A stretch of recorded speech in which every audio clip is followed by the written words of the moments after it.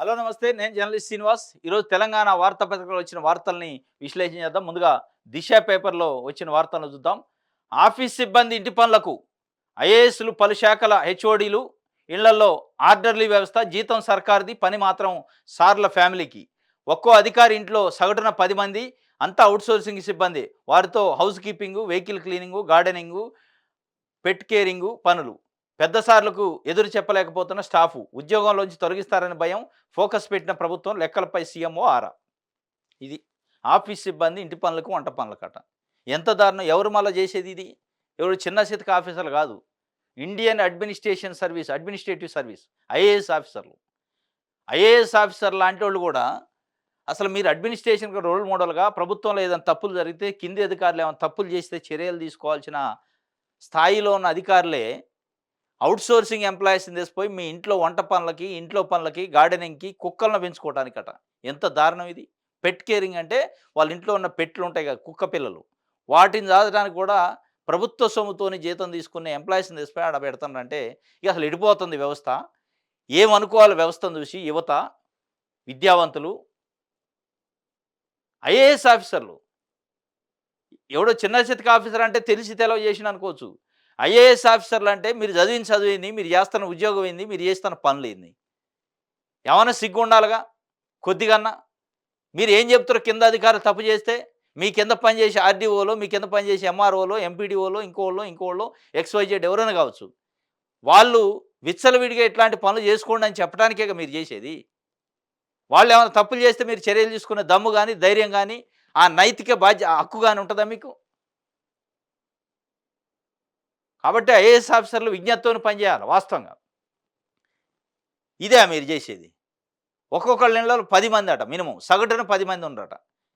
ప్రభుత్వం ఇచ్చే డబ్బులతోని జీతం వాళ్ళకిచ్చి, మీ ఇళ్ళలో పని చేయించుకుంటారా? మీ వంటగదుల్లో, మీ తోటమాలిగా, మీ గార్డెనింగ్‌కి, మీ కుక్క పిల్లలను సాదడానికి, మీ పిల్లల్ని స్కూళ్ళలో దింపడానికి, వీటికా మీరు వాడుకునేది? కాబట్టి ఐఏఎస్ ఆఫీసర్లు ఆలోచించాలి. ప్రభుత్వం సీరియస్‌గా తీసుకోవాలి. ఎవరైతే దీనికి పాల్పడ్డ ఐఏఎస్ ఆఫీసరు చర్యలు తీసుకోవాలి. కానీ తీసుకుంటారా? తీసుకోరు. అదే చిన్నపాటి అధికారులు ఎంఆర్ఓ లాంటోళ్ళు, ఎండీఓ లాంటోళ్ళు, చిన్న చిన్న ఆఫీసర్లు ఇట్లాంటివి చేసి ఉంటే ఇమ్మీడియేట్ సస్పెన్షనే చేసేటోళ్ళు. వీళ్ళే మళ్ళా ఇదే అధికారులు. మీరిచ్చే సస్పెన్షన్‌లు, మీరిచ్చే ఆర్డర్‌లు ఎట్లా పాటించాలి కింది అధికారులు? ఇయాల ఇదే వార్త, ఇదే ఇష్యూ చిన్న ఆఫీసర్లు ఎవరైనా చేసుంటే వాళ్ళని బలి చేయరు? మీరు ఇదే ఐఏఎస్ ఆఫీసర్లు ఇమ్మీడియేట్‌గా గంటలలో సస్పెన్షన్ చేయరు? వాళ్ళు మనుషులు కాదా? వాళ్ళు అధికారులు కాదా? అంటే మీరు చేస్తే తప్పు కాదు గానీ వాళ్ళు చేస్తేనే తప్పా? కాబట్టి వ్యవస్థకి ఏం సందేశం ఇస్తారు ఐఏఎస్ ఆఫీసర్లు ఇయాల? అంటే మామూలుగా చిన్న, సన్న అధికారులైతేనే ఒక రకమైన చట్టం. పెద్ద అధికారులైతే ఒక రకమైన చట్టం. చట్టం ముందు అందరూ సమానమే అంటారు మళ్ళా. చెప్పుకోవటానికి అది. చేతల్లో ఇగో ఇట్లుంటదనమాట. కుక్క పిల్లల్ని సాదడానికి కూడా ప్రభుత్వానికి సంబంధించిన అధికారులను తీసుకుపోయి, ఉద్యోగులను తీసుకుపోయి ఆడ పెట్టుకున్నారంటే ఇక ఎంత అసలు నీతి నియమాలున్నాయి? వాళ్ళకి ఏమి నిజాయితీ ఉంది? వాళ్ళు ఏమి అడ్మినిస్ట్రేషన్ చేస్తారు అనేది డౌట్. దీనిపైన ప్రభుత్వం చాలా సీరియస్‌గా తీసుకోవాలి. వాస్తవంగా. చాలా సీరియస్‌గా. అంటే ఐఏఎస్ ఆఫీసర్లు కాబట్టి ఏదో చూసి చూడనట్లు వదిలేద్దామంటే, ఇక ఇంకొకడు కూడా చేత్తరు. ఇప్పటికే ఐపీఎస్ ఆఫీసర్ల మీద కూడా అభియోగాలున్నాయి గతంలో. ఆర్డర్‌ల వ్యవస్థ ఉందని. మరి ఐఏఎస్ ఆఫీసర్‌లకు కూడా ఆర్డర్‌ల వ్యవస్థట. ఇగొక స్పష్టంగా ఇచ్చారు. సెక్రటరేట్‌లో ఓ ప్రిన్సిపల్ సెక్రటరీ హోదాలో విధులు నిర్వహిస్తున్న ఓ ఐఏఎస్ అధికారి ఇంటి వద్ద ఏకంగా 10 మంది ఔట్‌సోర్సింగ్ ఎంప్లాయీస్ అట. పనిచేస్తున్నట్టు టాకు. అందులో సచివాలయం నుంచి 5గురు ఉండగా, మరో 5గురు ఆయన పరిధిలోని శాఖలో పనిచేస్తున్న సిబ్బంది అని సమాచారం. వీరితో సదరు అధికారి ఇంటి పనులు చేయిస్తున్నాడట. ఎన్నికల సంఘంలో పనిచేస్తున్న ఓ ఐఏఎస్ అధికారి ఇంటి వద్ద సైతం 10 మంది ఔట్‌సోర్సింగ్ ఎంప్లాయీస్ అట. అంటే ఎలక్షన్ కమిషన్ ఆఫీస్ సీఈఓ ఆఫీస్‌లో పనిచేసే ఒక ఐఏఎస్ ఇంట్లో 10 మందట. ఓ ప్రిన్సిపల్ సెక్రటరీ హోదాలో ఉన్న సెక్రటరీలో పనిచేసే ఆఫీసర్ ఇంట్లో ఒక 10 మందట. ఓ స్పెషల్ సీఎస్ హోదాలో ఉన్న ఆఫీసర్ దగ్గర ఏడుగురట. సెక్రటరీలో జీఏడీ విభాగాల్లో పనిచేస్తున్న ఓ అధికారి సైతం ఐఏఎస్‌ల తరహాలో కొంతమంది ఔట్‌సోర్సింగ్ ఎంప్లాయీస్‌ని ఇంటి దగ్గర అవసరాల కోసం ఉపయోగించుంటాడు. ఇక రేపు ఎంఆర్ఓలు, ఎండీఓలు కూడా ఈ పని చేస్తారు. ఎందుకంటే వాళ్ళకి చెప్పాల్సిన, వాళ్ళకి రోల్ మోడల్‌గా ఉండాల్సిన ఐఏఎస్ ఆఫీసర్లు అట్లా చేసినప్పుడు వాళ్ళు ఎందుకు చేయరు? కాబట్టి ప్రభుత్వం, ముఖ్యమంత్రి గారు దీనిపైన స్పెషల్‌గా దృష్టి పెట్టాలి. ఒక సామాన్య ఆఫీసర్, కింది స్థాయి ఆఫీసర్ తప్పు చేస్తే ఏం చర్యలు తీసుకుంటారో ఆ చర్యలు వీళ్ళ పైన తీసుకోవాలి. ఒక ఎంఆర్ఓనో, ఒక ఎంపీడీఓనో, ఒక ఎస్ఐనో, ఒక సీఐనో తప్పు చేస్తే ఎట్లయితే మీరు ఇమ్మీడియేట్‌లీ సస్పెన్షన్ ఆర్డర్స్ ఇస్తారో, ఆ స్థాయిలో వీళ్ళపైన చర్యలు తీసుకోవాలి. తీసుకుంటేనే గవర్నమెంట్ నమ్మే పరిస్థితి ఉంటది. గవర్నమెంట్ పైన విశ్వాసం ఉంటది. డేటింగు, చీటింగ్ అట. హైదరాబాద్‌లో కొత్త రకం మోసం. యాప్‌లో అమ్మాయిలతో ఎర. పబ్‌కు పిలిచి రెండింతల బిల్లు వసూలు. యువతలతో కలిసి పబ్ యాజమాన్యాలు దోపిడీ చేస్తున్నాయట. డేటింగ్ పేరుతోని చీటింగ్ చేస్తారట. కొన్ని సంస్థలు పబ్బులు పెట్టి, ఈ పబ్ యాజమాన్యాలు యువతలను అంటే అమ్మాయిలను కొంతమందిని ఎరేసి, కొంతమంది యువకుల్ని ఆ ట్రాప్‌లోకి తీసుకొచ్చి యాప్ ద్వారాగా డేటింగ్ పేరుతోని టెంప్ట్ చేసి అబ్బాయిల్ని తీసుకొచ్చి అదే ఎవరైతే అమ్మాయిలు వలలో ఏసుకుంటారో ఆ అమ్మాయిలతోని ఆ పబ్‌కి తీసుకెళ్ళటం అమ్మాయిలు. ఆ యువకుల్ని అబ్బాయిలని తీసుకెళ్ళి పబ్‌లో ఎంజాయ్ చేసినట్టు చేయటం. అక్కడ విపరీతమైన బిల్లులేయటం అంట. ఆ బిల్లులు ఏయటానికి కారణం ఏంటంటే ఇప్పుడు ఎవరైతే తీసుకెళ్తారో ఆ తీసుకెళ్ళిన యువతులు ప్లస్ ఆ పబ్ యాజమాన్యాలకి ఒక అగ్రీమెంట్ ఉంటది. మీరు తీసుకురండి కస్టమర్‌ని. మేము బిల్లు విచ్చలవిడిగా ఏస్తాం. ఆ బిల్లు చెరిసగం తీసుకుందాం. ఇది ఒక కొత్త రకమైన దందా హైదరాబాద్‌లో జరుగుతుందట. డేటింగ్ పేరుతోని చీటింగ్‌లు చేస్తున్నారట. కాబట్టి యువత హైదరాబాద్‌లో ఉన్న ప్రత్యేకంగా కొంతమంది చదువుకునే పిల్లలు, ఇంజినీరింగ్ అట్లాంటి ప్రొఫెషనల్ కోర్సులు చేసే పిల్లలు గాని, కొంత డబ్బులు ఎక్కువున్న కుటుంబాల నుంచి వచ్చిన పిల్లలు గాని, ఇగో ఇట్లాంటి ఎరలో చిక్కుంటారు. జాగ్రత్తగుండాల. తెలిసి తెలవని వయసు, మెచ్యూరిటీ లేని వయసు. అంటే అమ్మాయిలు టెంప్ట్ చేయంగానే టెంప్ట్ అయ్యి మీరు ఆ ట్రాప్‌లో పడితే ఈ అమ్మాయిలు చేసే చీటింగ్ ఇది. అది డేటింగ్ కాదు చీటింగు. దాంట్లో విశ్వాసం అది ప్రేమ లేదు, లవ్ లేదు, దోమ లేదు. ఏది లేదు. ఉట్టిదే. కాబట్టి మీ మీ దగ్గర ఉన్న డబ్బుల్ని మీ జేబు ఖాళీ చేయడానికి ఒక పన్నాగం. దీని వెనక పెద్ద మాఫియా ఉంది. పబ్బుల యాజమాన్యాల మాఫియా. ఆ పబ్బుల యాజమాన్యాలు కొంతమంది అమ్మాయిల్ని ఎరగా వాడి ఇట్లా అబ్బాయిల్ని ట్రాప్ చేసి వాళ్ళ దగ్గర నుంచి లక్షలలో వసూలు చేసే కార్యక్రమం జరుగుతుంది. ఇది ఒక పెద్ద దందా. దీని వెనక పెద్ద లాబీ ఉంది. కాబట్టి మీరు గమనించుకోవాలి. యువత ఇట్లాంటి ట్రాప్‌లో పడొద్దు. యాప్ లింకులు పంపిస్తున్నారు. మొబైల్స్‌కి లింకులు పంపించి ఆ యాప్‌లో కనెక్ట్ అయ్యి, ఆ కనెక్ట్ అయిన తర్వాత అమ్మాయిలు కాస్త మంచిగా మాట్లాడి, టెంప్ట్ చేసి, ట్రాప్‌లో పెట్టి, ఆ ట్రాప్ తర్వాత చిన్నగా 1, 2 రోజుల తర్వాత ఏముంటదంటే పబ్‌కి పోదాం అంటారు. పబ్‌కి పోయిన తర్వాత ఏమైద్ది? పబ్‌లో ఎంజాయ్ చేస్తారు. బయటికొచ్చేటప్పుడు బిల్లు దోల వదిలేది ఎవరిదంటే ఆ అబ్బాయిది. ఆ దూల గూడా ఎట్లా వదిలిద్ది? ఏదో నార్మల్ ఛార్జీలుండవు. ఈ ఈ ఈ తీసుకుపోయిన అమ్మాయికి ఆ యజమాన్యానికి సంబంధాలుంటాయి కాబట్టి లక్షలలో బిల్లేస్తారు. ఏదనంటే కొడతారాడ. గుంజుకుంటరు. ఖతం. ఆడ నుంచి పోతే ఇక అమ్మాయికి షేర్ ఉంటది. కాబట్టి ఆ బిల్లులో షేర్ ఉంటది కాబట్టి ఈ దందా నడుతుంది. కొద్దిగా ఆలోచించుకొని యువత వ్యవహరించాలి. వెలుగు చూద్దాం. ఎమ్మెల్సీగా తీన్మార్ మల్లన్న నల్గొండ, ఖమ్మం, వరంగల్ గ్రాడ్యుయేట్ ఎమ్మెల్సీ ఎన్నికల విజయం. సిట్టింగ్ సీట్‌ను కోల్పోయిన బీఆర్ఎస్ 3 రోజులు కొనసాగిన కౌంటింగ్. ఎమ్మెల్సీగా తీన్మార్ మల్లన్న ఖమ్మం, నల్గొండ, వరంగల్ ఎమ్మెల్సీ స్థానానికి పల్లా రాజేశ్వరరెడ్డి స్థానంలో బై ఎలక్షన్ వచ్చింది. ఆయన ఎమ్మెల్యే గెలిచిండు కాబట్టి అక్కడ రిజైన్ చేసిండు. బై ఎలక్షన్‌లో కాంగ్రెస్ పార్టీ నుంచి తీన్మార్ మల్లన్న, బీఆర్ఎస్ పార్టీ నుంచి రాకేష్ రెడ్డి, బీజేపీ పార్టీ నుంచి ప్రేమేందర్ రెడ్డి ఇట్లా కొంతమంది ఇండిపెండెంట్లు కూడా ఉన్నారు. బక్కా జడ్సన్ లాంటోళ్ళు, అశోక్ సార్ లాంటోళ్ళు. మొత్తానికి నిన్న 3 రోజులు కౌంటింగ్ జరిగింది. 3 రోజులు జరిగినప్పటికీ అసలు మ్యాజిక్ ఫిగర్‌కి రీచ్ కాలే. 1,55,095 ఓట్లు గెలుపుకి. 1,55,095 ఓట్లు ఎవరికైతే వస్తాయో ఆ ఓటు వచ్చిందాక లెక్క పెట్టాల. ఫస్ట్ ప్రిఫరెన్స్, సెకండ్ ప్రిఫరెన్స్ లెక్కేసినా 1,55,000 రీచ్ కాలేదు. ఎలిమినేషన్ పద్ధతిలో 52 మంది అభ్యర్థులను ఎలిమినేషన్ చేసుకుంటూ వస్తే బీజేపీ అభ్యర్థి, బీఆర్ఎస్ అభ్యర్థి కూడా ఎలిమినేషన్ అయినాడు. ఇక మిగిలింది ఓన్లీ తీర్మార్ మల్లనే. కానీ 1,50,000 వచ్చినాయి. ఇంకా 5,000 తక్కువే ఉన్నాయి. అయినప్పటికీ అభ్యర్థులు లేరు కాబట్టి ఇక చివరగా మిగిలింది ఆయనే కాబట్టి ఆయన అనౌన్స్ చేశారు. ఆ అనౌన్స్ చేసే సందర్భం కూడా ఎలక్షన్ కమిషన్‌కి సంబంధించి వివరణ తీసుకున్నారు అక్కడ ఆర్‌ఓ హరిచందన. అంటే ఎట్లా డిసైడ్ చేయాలి? అంటే మ్యాజిక్ ఫిగర్‌కి రీచ్ కావట్లేదు. ఓట్లు 1,55,095కి రావట్లేదు.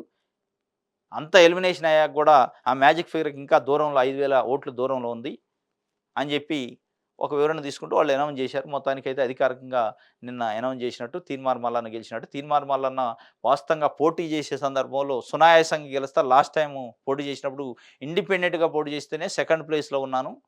కాబట్టి ఇప్పుడు పార్టీ అండుంది. అధికార పార్టీ. అక్కడ ఏదైతే ఎమ్మెల్సీ కాన్స్టిట్యున్సీ పరిధిలో 34 మంది ఎమ్మెల్యేలున్నరు. అనేక మంది మంత్రులున్నరు. కాబట్టి ఈజీ అనుకోండు. కానీ అంత ఈజీ గాలే. దాదాపు అసలు ఓడిపోయినంత పనయింది. తీన్మార్ మల్లన్న పరిస్థితి ఎట్లుందంటే, కంటెస్ట్ చేసేటప్పుడు చాలా ఈజీ అసలు నామినేషన్ ఏసి ఇంట్లో కూర్చున్నా గెలుస్తా అనే పరిస్థితి ఆ ధైర్యం, ఆ కాన్ఫిడెన్స్‌తోనుండు. కానీ చాలా శ్రమ పడ్డాడు. చెమట ఓడ్చిండు. అందరు అభ్యర్థుల కంటే ఎక్కువ ఎక్సర్సైజ్ చేసింది వాళ్ళు. ఎందుకంటే మెకానిజం 34 మంది ఎమ్మెల్యేలున్నారు, మంత్రులుండ్రు, అధికారం ఉంది. అధికార పక్ష శాసనసభ్యులున్నారు కాబట్టి ఈజీ ఆయనకి. అదే స్థాయిలో ఖర్చు కూడా పెట్టుకున్నారు. మొత్తానికైతే చావు దప్పి కన్నులొట్టబోయినట్టయింది. విజయం అయితే సాధించాడు గానీ, ఆయన అనుకున్న సాటిస్ఫాక్షన్ పరంగా విజయం రాలే. మొదటి రౌండ్‌లో మొదటి ప్రాధాన్యత ఓట్లతోనే విజయం వస్తే నేను ఎమ్మెల్సీ అయితా అనుకున్నాడు. రెండో దానికి కూడా దిక్కు లేదు. రెండో దాంట్లో కూడా అసల అనుకున్న మ్యాజిక్ ఫిగర్‌కి రీచ్ కాలే. రీచ్ కాకుండా అనివార్యంగా ఒక్కడే ఉండు కాబట్టి అనౌన్స్ చేయాల్సొచ్చింది. ఒక రకంగా ఇది ఆయన కాషనే, హెచ్చరికే. యువతలో ఆయన పైన వ్యతిరేకత వచ్చిందనే దానికి ఇది ఒక నిదర్శనం. మాది సక్సెస్‌ఫుల్ కూటమి. ఎన్‌డీఏ అంటేనే గుడ్ గవర్నెన్స్. మోదీ చెప్తుండు మాది సక్సెస్‌ఫుల్ కూటమని. మా గెలుపును తక్కువ చేయాలని ఇండియా కూటమి చూసింది. 10 ఏళ్లలో కాంగ్రెస్‌కు 100 సీట్లు కూడా దాటలే. తెలంగాణ, కర్ణాటక, ఒడిశాలో అక్కడి ప్రభుత్వాలు విశ్వాసాన్ని కోల్పోయాయి. ఏపీ ప్రజల ప్రేమాభిమానాలు మారలేవని పవన్ అంటే వ్యక్తి కాదు ఒక తుఫాను. చంద్రబాబు, నితీష్‌తో దోస్తీ కలిసి వచ్చింది. ఎన్‌డీఏ ఎంపీల మీటింగ్‌లో వ్యాఖ్యలు. ప్రమాణ స్వీకారానికి ఆహ్వానించిన రాష్ట్రపతి. రేపు సాయంత్రం ప్రధానిగా ప్రమాణ స్వీకారం. మా కూటమి మాది సక్సెస్‌ఫుల్ కూటమి. ఎన్డీఏ అంటేనే గుడ్ గవర్నెన్స్ అట. చంద్రబాబు నాయుడు, నితీష్ కుమార్‌తోని పొత్తు వల్ల ఇవాళ ఎన్డీఏ కూటమికి కలిసొచ్చిందని ఆయన చెప్తుండు. పవన్ అంటే ఒక తుఫాను. పవన్ కళ్యాణ్ అంటే ఒక పవన్ కళ్యాణ్ అంటే పవన్ కాదది. అది ఒక తుఫాను. ఆ తుఫాన్ చేయబట్టి ఇవాళ ఎన్డీఏ ప్రభుత్వం ఢిల్లీలో నిలబడుతుంది. ఏపీలో కూటమి ప్రభుత్వం నిలబడుతుంది. వాస్తవంగా ఏపీలో చంద్రబాబు నాయుడు గారి ఆధ్వర్యంలో ప్రభుత్వం ఏర్పడబోతుందన్న, మోడీ ఆధ్వర్యంలో ఢిల్లీలో ప్రభుత్వం ఏర్పడబోతుందన్న దానికి ప్రధాన కారణం పవన్ కళ్యాణే. ఈ పవన్ కళ్యాణ్ ఈ 3 పార్టీలను కూర్చోబెట్టి కూటమిగా ఏర్పాటు చేయటం వల్లనే ఇవాళ ఈ 2 ఇక్కడ రాష్ట్ర ప్రభుత్వం గాని, అక్కడ కేంద్ర ప్రభుత్వం గాని ఏర్పడుతుందంటే పవన్ కళ్యాణ్ చాలవే. దాంట్లో డౌటే లేదు. పవన్ కళ్యాణ్ యొక్క వ్యూహము, ఆయన యొక్క ముందు చూపుతోనే ఇవాళ ఏర్పడ్డాయి అనేది మనం చెప్పుకోవాలి. త్వరలో రాష్ట్ర కేబినెట్ విస్తరణ అట. అంతకంటే ముందే పీసీసీ చీఫ్ నియామకం అట. నామినేటెడ్ పోస్టులకు కూడా భర్తీ అట.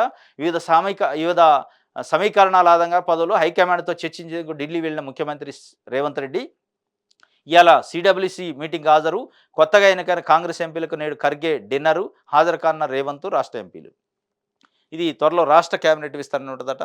ఇంకొక 6 కేబినెట్ మంత్రి పదవులు ఖాళీగా ఉన్నాయి.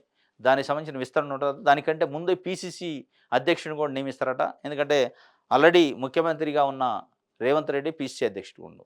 ఈ లోపల ఎన్నికల కోడ్ ఇచ్చింది. పార్లమెంట్ ఎన్నికల తర్వాత మారుస్తారు అనుకోండి. ఇప్పుడు పార్లమెంట్ ఎన్నికలు అయిపోయినాయి కాబట్టి పీసీసీ అధ్యక్షుడిని మార్చి దాని తర్వాత కేబినెట్ కూడా విస్తరించి ఇక ఫుల్ ఫ్లెడ్జ్డ్గా ప్రభుత్వం ప్రజా సంక్షేమం, ప్రజా పరిపాలనలో పడే కార్యక్రమం చేస్తున్నారు. దానికి సంబంధించి ఈరోజు సిడబ్ల్యూసీ మీటింగ్ ఉందట.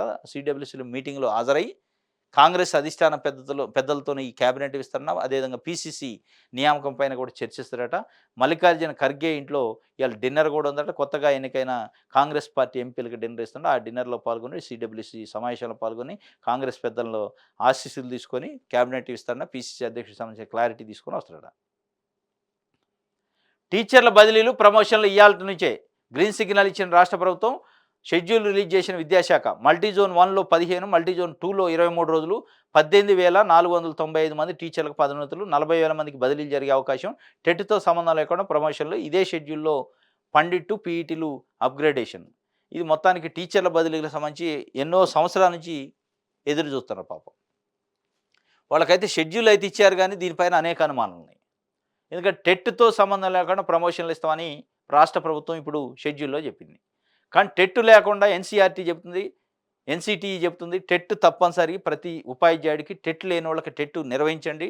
టెట్ పాస్ అయిన వాళ్ళకి ప్రమోషన్ ఇవ్వాలి, ఎడ్జిట్ నుంచి స్కూల్ అసిస్టెంట్కి అనేది వాళ్ళు నిర్దిష్టంగా చెప్పారు. కానీ రాష్ట్ర ప్రభుత్వం టెట్తో సంబంధం లేకుండా మేము ప్రమోషన్లు ఇస్తామంటుండు. ఈ ప్రమోషన్లు చెల్తాయా? ఈ ప్రమోషన్లు న్యాయపరంగా ఏమైనా చిక్కులు వచ్చే అవకాశం ఉందా అనేది మనకు భవిష్యత్తులో వెళ్తే మొత్తానికైతే 18,495 మంది టీచర్లకు పదోన్నతులట. జోన్ 1లో 15 రోజులు, జోన్ 2లో మల్టీజోన్ 2లో 23 రోజులు ఉంటుందట. 40,000 మందికి బదిలీలు జరిగే అవకాశం. ఇది పదోన్నతులు లేదు. 18,495 మందికి ప్రమోషన్లు వస్తాయి. 40,000 మందికి ట్రాన్స్ఫర్లు అవుతాయి. ఈ 18,495 మంది టీచర్ల ప్రమోషన్లో టెట్ లేకుండా ప్రమోషన్ పొందిన టీచర్లకు సంబంధించి ఒక ప్రశ్నార్థకమైన సమస్య నాకు తెలిసి అయితే ఎన్సిటిఈ గైడ్లైన్స్ ప్రకారం. ఒకవేళ ఎన్సిటీ దీనిపైన ఏమైనా రెస్పాండ్ అయ్యి ఈ ప్రమోషన్లు చెల్లవు అంటే మళ్ళీ వీళ్ళు వెనక్కి రావాల్సి వస్తుంది. కాబట్టి ఇదైతే ఉంది. ప్రమోషన్లకి అయితే వాళ్ళకి విముక్తి లభించింది ఇన్ని రోజులకి. ఇది వెలుగు పేపర్కి సంబంధించి. ఈనాడు చూద్దాం. సమిష్టిగా నిర్ణయాలు, కలిసికట్టుగా ముందుకెళ్తాం. ఎన్డీఏ అత్యంత బలమైన కూటమి. 100 సీట్లైనా కాంగ్రెస్కి రాలేదు. దక్షిణాదిలోనూ కమలానికి ఆదరణ. ఎన్డీఏ పక్షాల ఎంపీలు నేతల సమావేశంలో మోడీ చెప్పిండు. రేపే మోదీ పట్టాభిషేకం, 3వ సారి బాధ్యతల స్వీకారం. రాష్ట్రపతి నుంచి ఆమోదం లేక అట్టహాసంగా ఏర్పాట్లు. నా జీవితంలో గర్వించదగ్గ రోజు అంటాడు. ఎవరు? చంద్రబాబు నాయుడు గారు. దేనికి? ఎన్డీఏ కూటమి నేతగా మోదీని ప్రకటించే సందర్భంగా ఆయన అంటాడు నా జీవితంలో గర్వించదగ్గ రోజట. ఇదే చంద్రబాబు నాయుడు గారు మోడీ అంత వరస్ట్ నాయకుడు లేడు. మోడీ ఈ దేశంలో ఉండడానికి అర్హత లేదు. ఆయన ఒక టెర్రరిస్టు, ఉగ్రవాది కంటే ప్రమాదమైన వ్యక్తి అని కామెంట్ చేసిండు. ఇవాళ మళ్ళీ ఏం చేస్తాడు? గతంలో చేసిన కామెంట్లు అయ్యి. అదే నోటితోనే అదే వ్యక్తిని తిట్టిండు. మళ్ళీ అదే నోటితోనే అదే వ్యక్తిని ఇవాళ ఏం తిడుతుండు? నా జీవితంలో గర్వించదగ్గ రోజు నరేంద్ర మోదీని ఎన్డీఏ కూటమి పక్ష నేతగా ఎన్నుకోవటం అనేది నా జీవితంలో గర్వించదగ్గ రోజట. మరి నీ జీవితానికి ఆయన ఉగ్రవాది, తీవ్రవాది కనపడితే ఇలా మళ్ళీ ఇట్లా కనపడే. మరి ఏది నిజం, ఏది అబద్ధం? ఇలా ప్రజలు ఆలోచనలో పడ్డరు. ప్రజలు ఆలోచించుకుంటున్నారు. సరే పొగిడితే పోవచ్చు కానీ ఆ స్థాయిలో అవసరం కాదుగా. మళ్ళీ ఇది ఏమైనా నిలబడిద్దా? మళ్ళీ రేపు ఓ 3 ఏళ్లకో 4 ఏళ్లకో యూటర్న్ తీసుకొని లేదు లేదు మోడీ అంత దుర్మార్గుడు లేడన్న ఆశ్చర్యం లేదు. మనం అదే నోటితో వినాల్సి వస్తుంది. ఎందుకంటే గతం చెప్తుంది మనకి. ఇది మొత్తానికైతే సమిష్టి నిర్ణయాలు ఉంటాయట. మరి ఇదంతా మొత్తానికి ఏంటంటే ప్రజలకి ఏమైనా అల్టిమేట్గా మేలు జరిగితే ఏం కాదు కానీ మేలు జరగకపోతేనే ఇబ్బంది. రామోజీరావుకు అస్వస్థత ఆసుపత్రిలో చికిత్స. రామోజీరావుకు అస్వస్థత ఆసుపత్రిలో చికిత్స అని నిన్నటి ఇష్యూ ఇది పేపర్లో వచ్చింది. కానీ ఈరోజు మార్నింగ్ ఆయన దురదృష్టవశాత్తు తుది శ్వాస ఇడిచారు. ఆయన స్వర్గస్థులయ్యారు.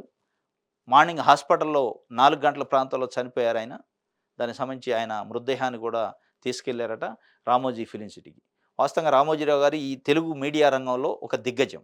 ఒక దిగ్గజం నేల కొరిగినట్టు అనుకోవాలి తెలుగు మీడియా రంగంలో.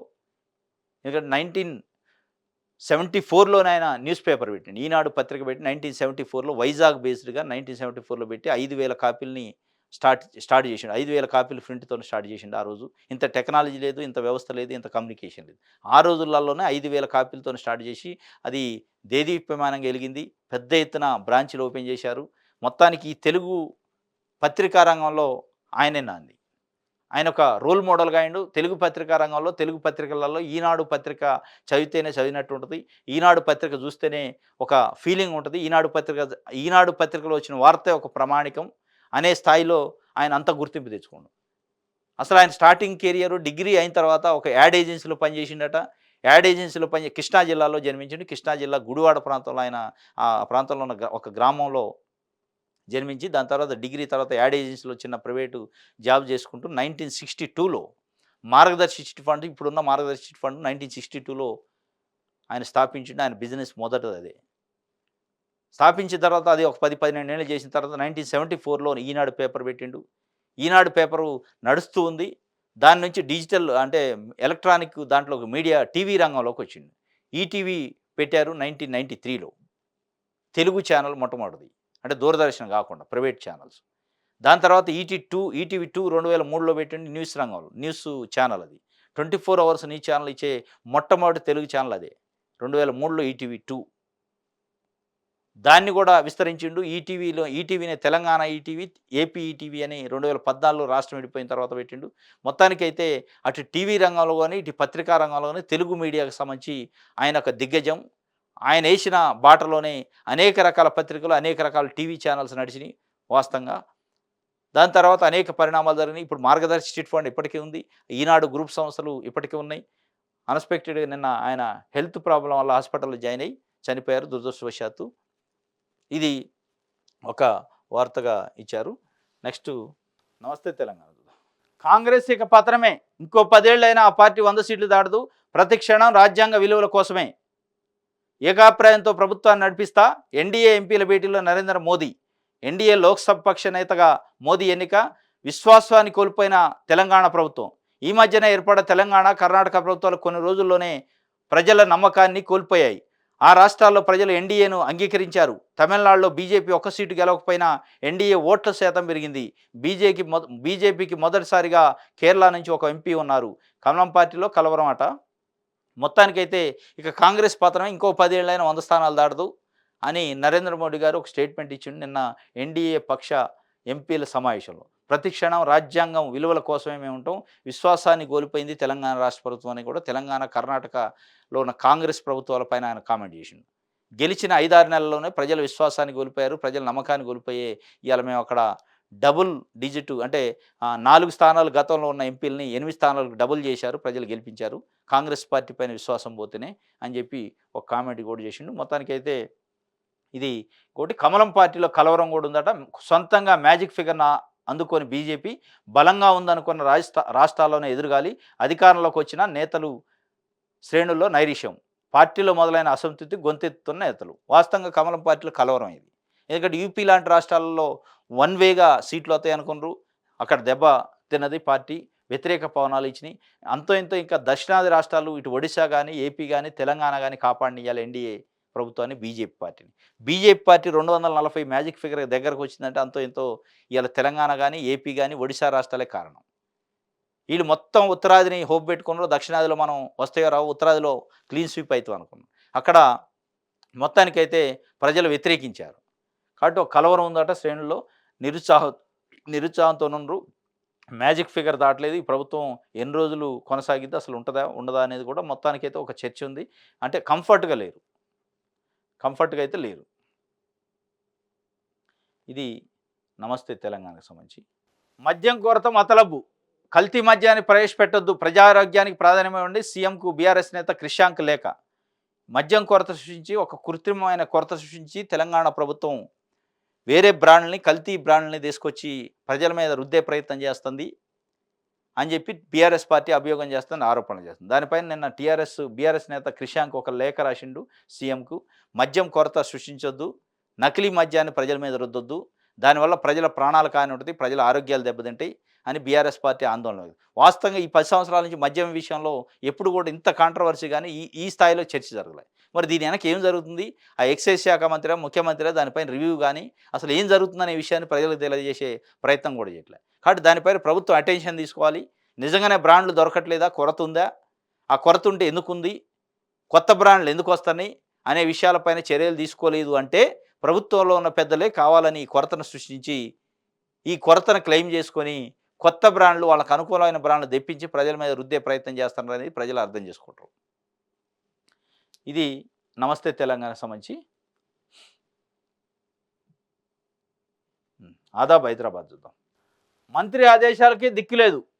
టీఎస్ఐఐసి స్థలాలకు రక్షణ లేదు. పటాన్చెరు జోనల్ మేనేజర్ కనుసన్నల్లోనే నిర్భయంగా అక్రమ నిర్మాణాలు. సీజన్ తొలగించి కాలువను పూడ్చిన దాష్టికం. 100 కోట్ల విలువైన స్థలాలు అన్యాక్రాంతం నిమ్మక నీరెత్తినట్టు ఉంటూ పట్టించుకునే అధికారి. అక్రమ నిర్మాణాలను ఎందుకు కోల్చడం లేదు? ప్రభుత్వ స్థలాలను ప్రైవేటు పరం చేయుటకు కంకణం కట్టుకున్న మహిళా అధికారిని జోనల్ మేనేజర్గా ఆమె బాధ్యతలు ఏమిటో అర్థం కాదు. ప్రభుత్వం జీతమిస్తున్నది అన్యాక్రాంతం అవుతున్న స్థలాలను రక్షించడానికా, కబ్జాదారులకు ఒత్తాసు పలడానికా? మంత్రి శ్రీధర్ బాబు గారు ఇటువైపు ఒక లుక్ వేయండి సార్ అని చెప్పి ఒక వార్త. TSIIC Telangana state industrial infrastructure corporation సంబంధించిన భూములు ఉన్నాయి పట్టాన్చెరు దగ్గర. వాటిని అన్యాక్రాంతం ప్రైవేటు వ్యక్తులకి అవుతుంది. వాటిని కాపాడటానికే టీఎస్ఐసి ఆఫీసర్లను, దానికి సంబంధించిన జోనల్ మేనేజరు ఒక మహిళట. ఆమె కాపాడేది పోయి ఎవరైతే కబ్జాలు చేస్తారో వాళ్ళకు ఒత్తాసు పలుకుతున్నట. మరి దీని వెనక ఎంత అవినీతి ఉంది, ఎంత అక్రమాలు ఉన్నాయి, వాళ్ళకి కావాల్సిన మనుషులా లేకపోతే వాళ్ళు ఏమైనా లంచాలు ఇస్తారో తెలియగా జోనల్ మేనేజర్ వల్ల మొత్తాన్ని మంత్రి ఆదేశాలకు కూడా దిక్కులేదు. మంత్రి ఆర్డర్స్ ఇస్తే కూడా ఆర్డర్స్ని పడుచుకోకుండా ఇంకో షట్టర్లు వేశారు. టీఎస్ఐఐసి భూములలో ప్రైవేటు వ్యక్తుల షట్టర్లు వేసి వ్యాపారాలు నడుపుతున్నారు. డైరెక్ట్గా గ్రానైట్ ఫ్యాక్టరీ అట, ఇంకేదో గ్రానైట్ షాప్ అట, ఇంకా ఏదో 2-3 ఉన్నాయి. సీజ్ చేసినా కానీ ఓపెన్ చేసుకొని నడిపిస్తున్నారు. సీజ్ లేదు, మన లేదు, పైకి సీజు. దీనికి సంబంధించి 2వ పేజీలో వార్తను చూద్దాం. ఇగోది ఏమే అక్రమ నిర్మాణదారులకు ఒత్తాసు పలుకుతున్న జోనల్ మేనేజర్ అనురాధ. ఇగో ఏమో కథ ఇదంతా. ఏం వల్ల ఇదంతా జరుగుతుంది? ఇగో ఏడొక షాపు, టొయోటాకు సంబంధించిన షోరూము, ఇంకోటి ఏదో షాపు మొత్తానికైతే నడుస్తున్నాయి. టీఎస్ఐఐసికి సంబంధించిన పటాన్ చెరువులో ఉన్న భూముల్ని కాపాడే ప్రయత్నం కనీసం మంత్రి గారని ఇప్పుడు దీనిపైన దృష్టి పెట్టాలి, దీనిపైన చర్యలు తీసుకోవాలి. దానికి సంబంధిత అధికారులైనా పట్టుకోవాలి. జోనల్ మేనేజర్ అనురాధ అక్రమాలకు సంబంధించి చెక్ పెట్టకపోతే కోట్ల రూపాయల భూములు, పటాన్ చెరువు అంటే కోట్ల రూపాయలు ఉంటాయి. కోట్ల రూపాయల భూములు ప్రైవేట్ వ్యక్తుల చేతిలోకి వెళ్ళే అవకాశం ఉంది.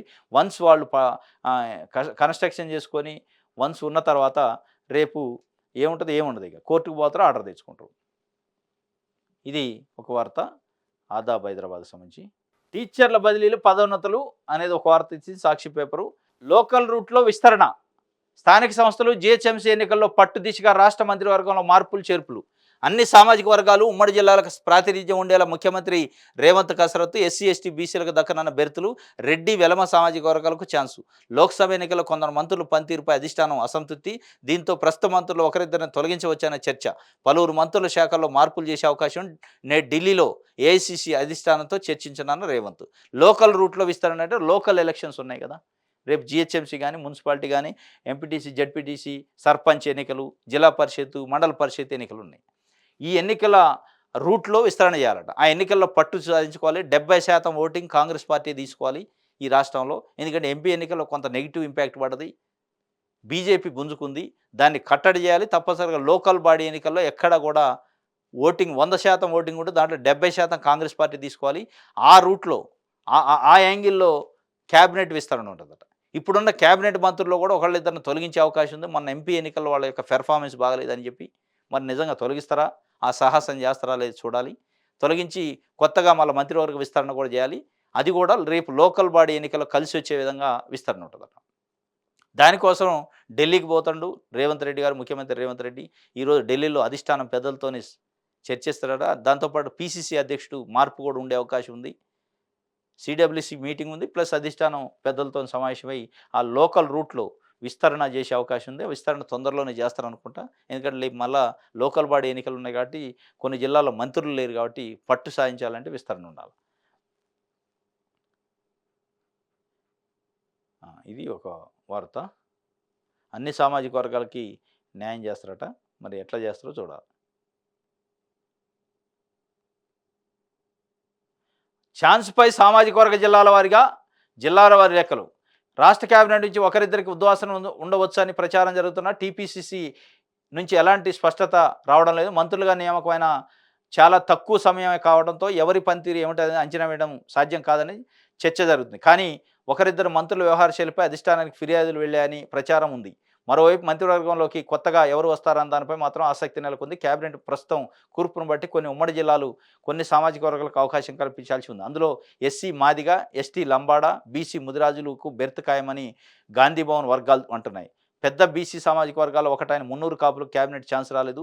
కొండా సురేఖ ఉన్న ఆమెను పద్మశాలి కోటాలోనే లెక్క వేస్తున్నారు. ఈ క్రమంలో మున్నూరు కాపులకు విస్తరణలో ఛాన్సు ఉంటుందనే చర్చ జరుగుతుంది. ఇక కేబినెట్లో ముదిరాజులకు అవకాశం ఇస్తానని లోక్సభ ఎన్నికల ప్రచారంలో సీఎం రేవంత్ ప్రకటించిన నేపథ్యంలో ఆ వర్గానికి బెర్తు దక్కే ఛాన్సు. ఇతర వర్గాల విషయానికి వస్తే రెడ్డి ఎమ్మెల్యేలలో ఒకరికి ఛాన్స్ ఉంటుందని అంటున్నారు. రెడ్డి సామాజిక వర్గానికి ఇవ్వకుంటే వెలమ వర్గానికి ప్రాణంలోకి తీసుకునే అవకాశాలు ఎక్కువగా ఉన్నట్టు చెబుతున్నారు. వెలమ కోటాల ముగ్గురు నేతల పేర్లు వినిపిస్తున్నాయి. ఇది మొత్తానికైతే గ్రేటర్ హైదరాబాదు పరిధి నుంచి క్యాబినెట్లో ఎవరికి స్థానం దక్కలేదు మొన్న, కాబట్టి ఇప్పుడు ఇవ్వాలి తప్పనిసరిగా. ఈ కేబినెట్ కూర్పులో స్థానం దక్కన ఉమ్మడి ఆదిలాబాదు, నిజామాబాద్ జిల్లాలకు కూడా ఈసారి ప్రాతినిధ్యం కల్పిస్తారని నేతలు చెప్తున్నారు. ఎవరికి ఛాన్స్ దక్కుతున్న దానిపై స్పష్టత లేకపోయినా ఇప్పుడు ప్రధానంగా బీసీ సామాజిక వర్గానికి సంబంధించి కూడా చాలా కమ్యూనిటీ నుంచి లేరు. యాదవ సామాజిక వర్గం నుంచి మంత్రి వర్గంలో లేరు. ముదిరాజు సామాజిక వర్గం నుంచి లేరు. కాపులకు సంబంధించి లేరు.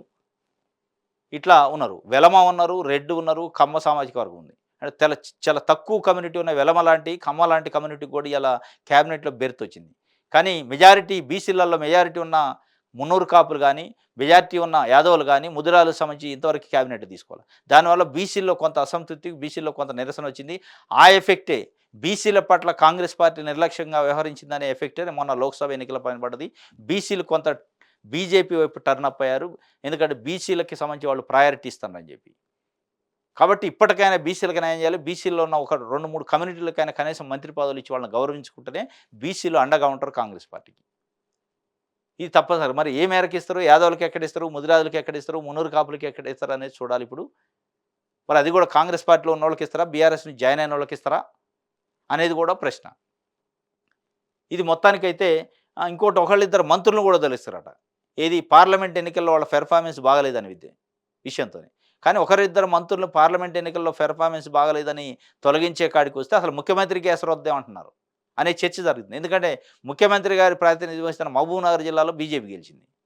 ఆయన ఎంపీగా మొన్నటి వరకు ఉన్న మల్కాజ్గిరిలో బీజేపీ గెలిచింది.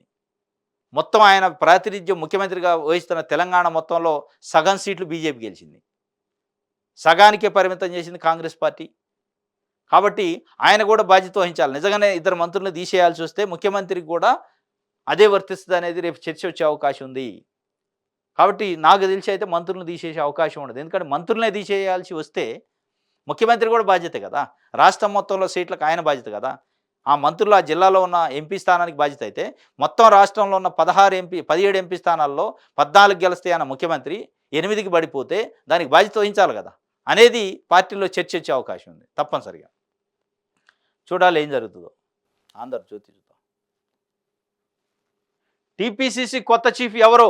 పార్టీ అధ్యక్ష పదవి బరిలో ముఖ్య నేతలు, కీలకంగా మారనున్న సామాజిక సమీకరణలు, బీసీలకు పదవి కేటాయించే అవకాశం, రేసులో పొన్నం, మధు యాష్కి, సురేష్ షట్కర్, పరిశీలనలో సీతక్క, బలరాం నాయక్ పేర్లు, మాదిక్ కోటాలో సంపత్ కుమార్ ప్రయత్నాలు, పీసీసీ చీఫ్ నిర్ణయంపై తర్వాతే పీసీసీ చీఫ్ నిర్ణయం తర్వాతే మంత్రివర్గ విస్తరణ కూడా ఉంటుందట.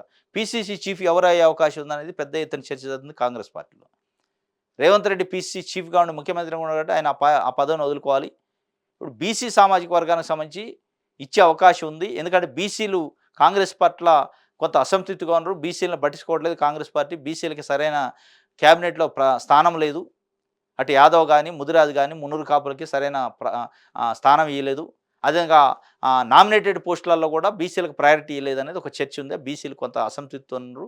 అసంతృప్తి మొన్న ఎంపీ ఎన్నికల్లో కనపడదు. మరి బీసీలకు ఇచ్చే కాడికి వస్తే మధు యాష్కి గౌడు, పొన్నం ప్రభాకర్ ప్రధానంగా పోటీలో ఉన్నారట. సురేష్ షట్కర్ పేరు కూడా వచ్చింది. ఇంకోటి ఎస్టీకి ఇస్తే సీతక్క, ములుగు ఎమ్మెల్యే, మంత్రి, ఇప్పుడు పంచాయతీరాజ్ శాఖ మంత్రి ఉండరు, ఆమెకు కూడా అవకాశం వచ్చే విధంగా ఉందని గతంలో కూడా వార్తలు వచ్చినాయి. ప్రధానంగా రేవంత్ రెడ్డి గారికి అత్యంత దగ్గర మనిషి ఆమెకి ఇస్తారా? లేదంటే బలరాం నాయక్ పేరు కూడా ఎంపీకి గెలిచిన ఆయన పేరు కూడా వినిపిస్తుంది. సీతక్క అయితేనేమో గిరిజన తెగ చెందింది, బలరాం నాయక్ లంబాడా తెగ చెందింది. ఇప్పుడు లంబాడా తెగకి ఇప్పుడు మంత్రివర్గంలో చోటు లేదు. అది కూడా కొంత అసంతృప్తి ఉంది. లంబాడ సామాజిక వర్గం నుంచి మంత్రివర్గంలో చోటు లేదు అనేది. ఇది మొత్తానికైతే పీసీసీ అధ్యక్షుడిని తొందరలోనే తేల్చే అవకాశం ఉంది. దాని తర్వాతనే మంత్రివర్గ విస్తరణ ఉండే అవకాశం. దాంట్లో బీసీ నాయకుడు ప్రధానంగా పీసీసీ అధ్యక్షుడిగా అయ్యే అవకాశం ఉందని ప్రయారిటీగా నడుస్తుంది చర్చ అయితే. మరి బీసీలలో ఎవరిని పెడతారనేది చూడాలి. మధు యాష్కి గౌడ్కి ఎక్కువగా అవకాశాలు ఉన్నాయనేది బయట అయితే చర్చ జరుగుతుంది. ఆయనకి ఇస్తారా, మరి ఇంకొక నాయకుడికి ఇస్తారా అనేది చూడాలి. ఇది ఈరోజు తెలంగాణ వార్తాపత్రికలో వచ్చిన వార్తలకు సంబంధించిన విశ్లేషణ. రేపు తాజా వార్తలతోనే తిరిగి కలుసుకుందాం. Thank you.